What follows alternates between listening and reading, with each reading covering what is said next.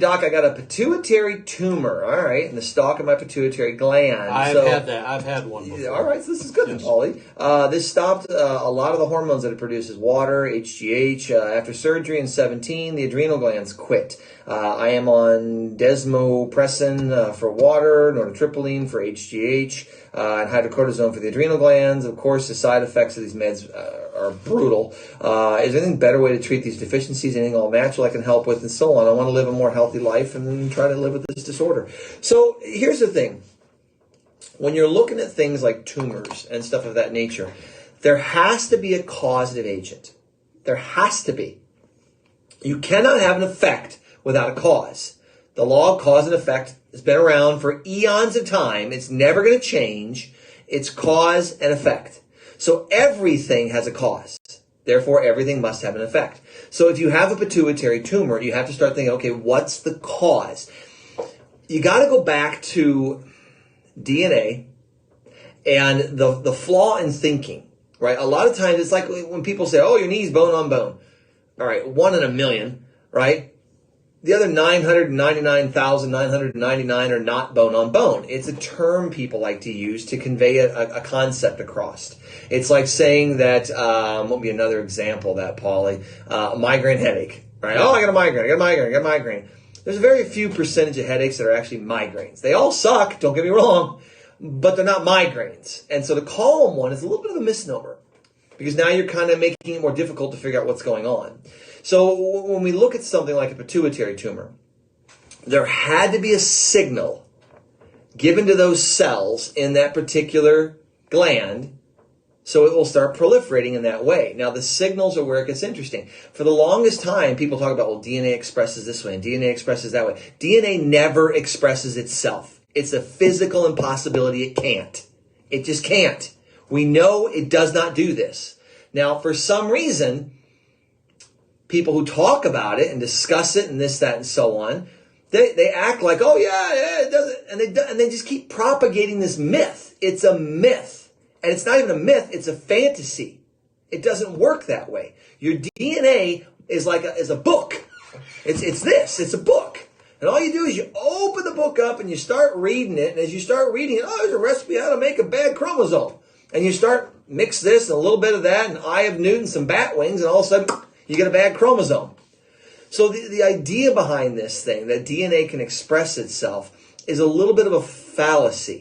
Right? The DNA is the blueprints that you're built on. It's how the body remodels and repairs and does all that stuff. But it must get a signal from where? That's the key. From the environment that cell is living in. All right, well, that's you, but you are really 50 trillion cells. So the environment that we're living in influences how our DNA tries to express itself. So when you come to something like a pituitary tumor, that has a big hormonal influence on lots of regulatory function in the body. You go back and say, well, what are the signals that get into the body? There's only 3. That's the cool part about this. We know from the genome study, there are literally only 3 signals. All right? There's mechanical trauma. It's a vibrational energy that goes through the body. It's a physical force. You can literally witness it and see it. It's mechanical trauma. Okay. When the body picks up that wave, that vibration that comes through the water medium, all of a sudden the DNA goes, oh my God, let's do this.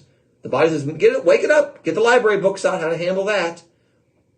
Then there's a vibrational energy we can't see. What do they call it? It's emotions. It's what it is, right? It's your feelings, your thoughts. It's not a tangible physical energy. It's more of an atmospheric or an astral type energy. It's not you can't see it. You look at x-rays and MRIs and CAT scans and all these things. If you didn't have that film back there to capture it, you'd never see it. You guys can sit on an airplane, put a piece of x-ray film under you, fly around for a while, and you'll have an x-ray of your butt. That's literally how it works. There's that much radiation in a plane over time. The longer you fly, the more you get. Okay? So you can't see it, though. And then, of course, there's this chemical influence. I call it nutritional, but there's this chemical influence that either encourages the DNA to respond or blocks it. That's where your drugs come in. That's where all your pollutants and toxins and poisons. So when you're looking at a pituitary tumor, you start there. You say, all right, I must have gotten a bad signal somehow. change the signal. That's all I do with patients. I just change the signal. I go through and I say, all right, well, where are you getting pushed too hard? Which of those three sides of that triangle are getting pushed too hard? Let's clean up the mechanical, improve the dietary side of things, and work on this unknown over here that nobody ever wants to talk about. Your thoughts, your acts. Work on that side. And as you start balancing this thing out, you start removing causes. As you remove causes, now their effect no longer wants to express itself. That's literally what epigenetics is. That's the entire field of quantum biology. It's the field of epigenetics. It's what I specialize in. It's what I do day in, day out. So as you go through this with someone that has this going on, there's a lot of things you can do because the body's really masterful at rewiring and correcting things and changing stuff. And what's cool about hormone tests, you can run panels, right? Work on the body, get the adrenals back online, get them to fire again, give them a signal from another part of the body. They get many, not just from the pituitary, right? Give them other signals. See if you can get those things firing again for you. How would you know? Besides feeling way better, you'll just go run a blood test. Check the hormone. Oh my God, look at that. It's up.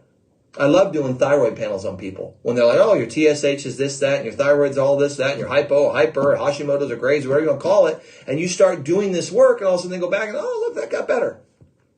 Wow, I can't believe that's going on. Wow, that's normal. I got a buddy of mine, a doctor, that was treating a patient that didn't even have a thyroid and got the thyroid levels normal. I don't know. It's amazing.